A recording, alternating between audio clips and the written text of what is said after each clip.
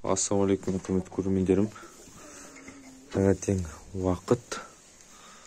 Таңертең тауықтарымызға жемін бәрін бердік. Мінекей. Мынау ұялары. Так, жұмыртқа тумаған. Енді біздер болған кешкі жемін дайындаймыз. Соны сіздерге көрсетейін деп арнайы видео түсірейін деп жатырмын.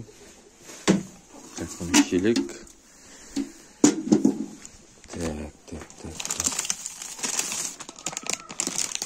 Көбая несүркі тауықтардың жемі.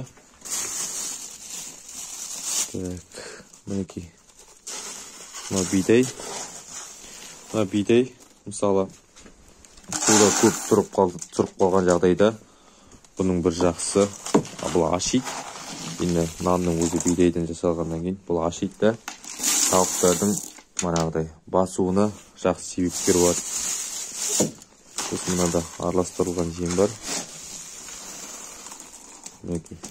Осылай барлығын бір-бір ыдыстан салам.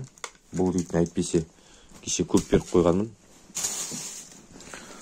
Осының барлығын салып араластырасыздар, жақсылап. Так, содан кейін ыстық су құясыздар. Ыстық су құйып ыстық қоясыздар.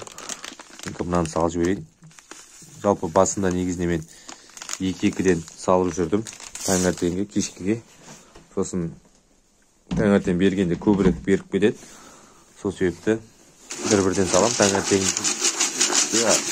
бір-бірден салып осылай араластырып берем. Енді мен мынаны үйге апарып ыстық су құйып бұқтырып қоям. Сосын мен оларды тауыққа кешкісін сағат 5-терде берем. Сосын суын беріп соң керек. Пока жаңалық осы. Жұмыртқа туып жатса тағы да сіздермен бөлісетін болам. Мына уже тойып кеткен тауықтар. Жемде де дұрыс жемей тұр. Тойғаннан кейін. Бұлар тойып кеткен жағдайда да семіріп кетуі мүмкін. Сол себепті жемді мөлшермен берген дұрыс.